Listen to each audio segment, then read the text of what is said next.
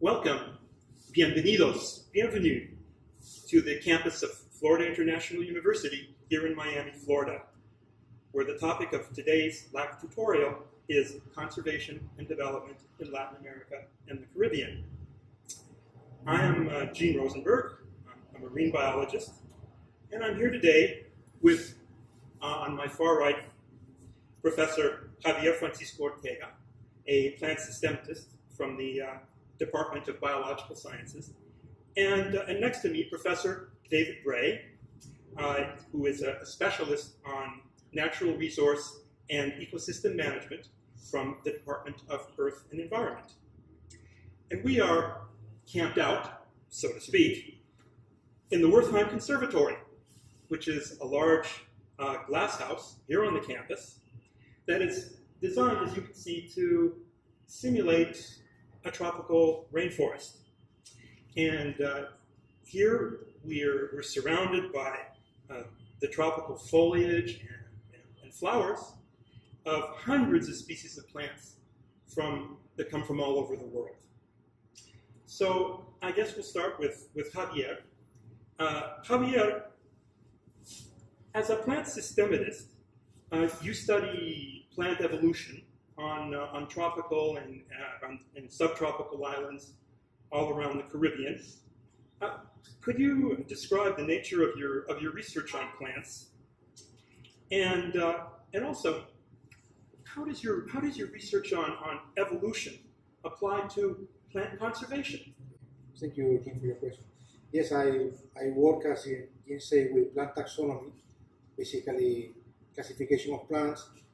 My lab is located in Fairchild Tropical Botanic Garden, which is no doubt the most important tropical botanic garden in America for sure.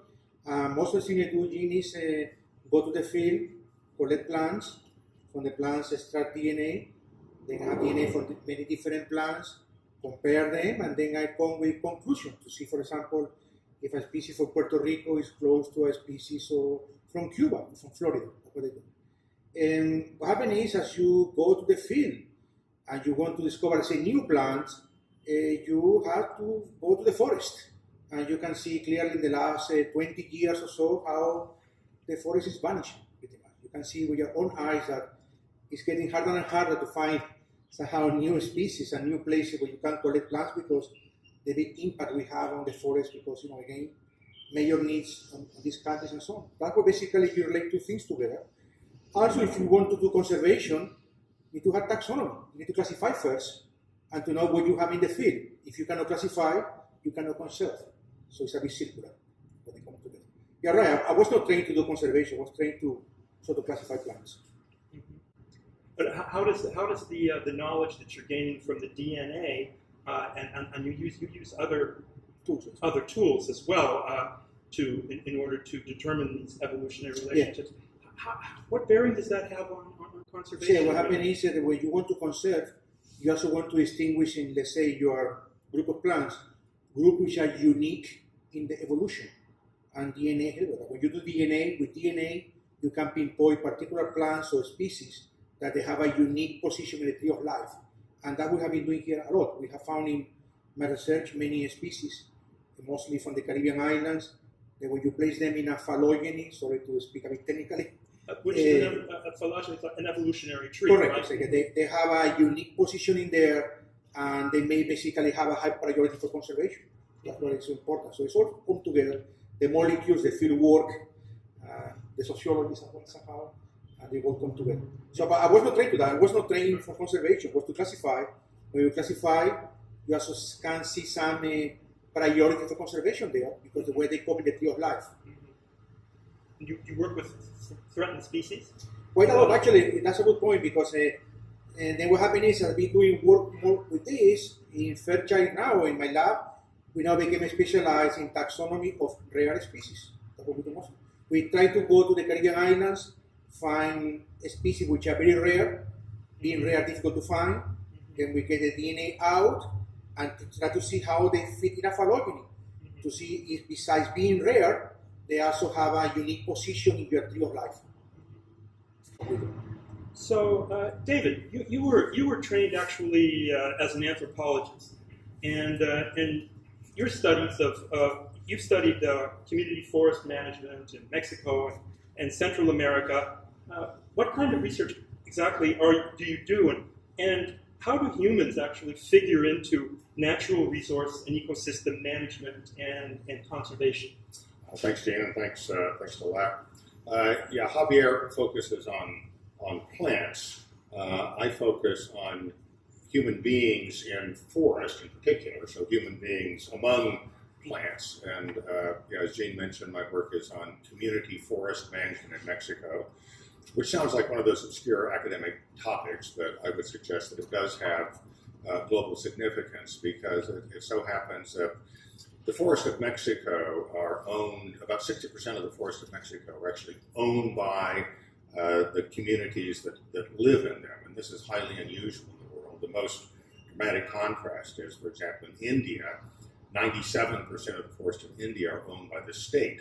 So you have communities in India which live in the forest, but the forest around them don't belong to them. To get access to the forest, they have to go through the Indian state. But in Mexico, the communities own the forest, and that has led to, through a long historical evolution during the 20th century, to a situation where they are managing their forests for the commercial production of timber. Some of them very sophisticated multi-million-dollar industries producing sawnwood and furniture, but at the same time that they are providing sustainable livelihoods for the local community, they are also conserving forest cover and conserving biodiversity, because many of them only log relatively intensively, but in small parts of their forest, and much of the rest of the forest, usually over 50%, is for the conservation of biodiversity. Mm-hmm. That's not the only way you can protect biodiversity, though. I mean, for example, in marine environment, marine protected areas, the equivalent on land would be parks, national parks, and things like that. So, in your view, which strategy could make a greater contribution to the conservation of biodiversity?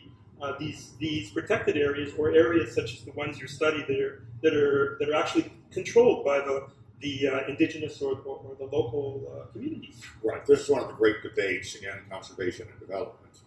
The fact that the debate between whether parks are protected areas or human-inhabited community forests, indigenous territories are the best way, the most optimal way to conserve biodiversity. The truth is that both are correct, but it depends on the context. The problem in much of the developing world is it's very difficult for the government to really protect parks. And so they become what are called open access resources, where people just go in and grab what they can. Whereas, for example, in Brazil, indigenous territories which are controlled by the indigenous peoples, are shown, particularly in active colonization areas, have been shown to be much more effective at inhibiting both deforestation and fire than parks that are directly in the colonization zones. Well, just to turn back briefly to Javier. Javier, you've developed a very fruitful academic sideline and published a number of articles on the history of plant exploration. So I'm wondering, how did a scientist like you, a plant systematist, become interested in history, which is a discipline that we associate more with the humanities, really, than with the sciences? And really, how is the history of botany pertinent to plant conservation today? I think you need to have a historical perspective for when you're doing research, number one. And one thing we basically noticed as been doing field work is that when you need to go back to the old records of these very old species to see where they're located, and then you become interested in how these people collected in the past. For example, one thing we found is not so bad as it seems concerning conservation. We have some collectors that collect in Haiti around 80 years ago. Some plants were never found again, and 2 years ago we went to the same place and we found the other species. So it's also good to us a good perspective to see what things are still there, are not there, to what extent. So I think it's important to put in a historical context somehow. One reason why we're basically having this meeting today is I think a unique opportunity by which those like you more in humanities and anthropology, those like me more into, let's say, taxonomy, biology, how we can converge together in this sort of common theme of conservation, humanities. So what are the perspectives and how, and also LACC has a big interest in how we can come together and converge, humanities and basically science. Yeah, and I'm not sure I can really speak for anthropology. I consider myself more of an environmental social scientist now, more interdisciplinary. But I think links between the humanities and natural sciences and social sciences are very important. Particularly something like, in my field, forest history is very important. The history of forest management, and that's not only ecology. I mean, some of the stuff that you're doing, Javier, with on plant exploration, I think depends upon intact forest. Yes. So the history, the conservation history of why those forests were still intact in that particular period, I think is very important. And you usually get that from historical archives, from travelers' accounts, not from ecologists. So yeah. Well, I want to thank Javier and David, and I think that Professor Francisco-Ortega and Professor Bray have provided us with a taste of some of the exciting research on conservation and development around Latin America and the Caribbean that's going on at FIU's Kimberly Green Latin American and Caribbean Center. And we'd like to invite you to get to know their work, as well as the work of other researchers in LACC who are advancing scientific knowledge and contributing to a sustainable future for our hemisphere.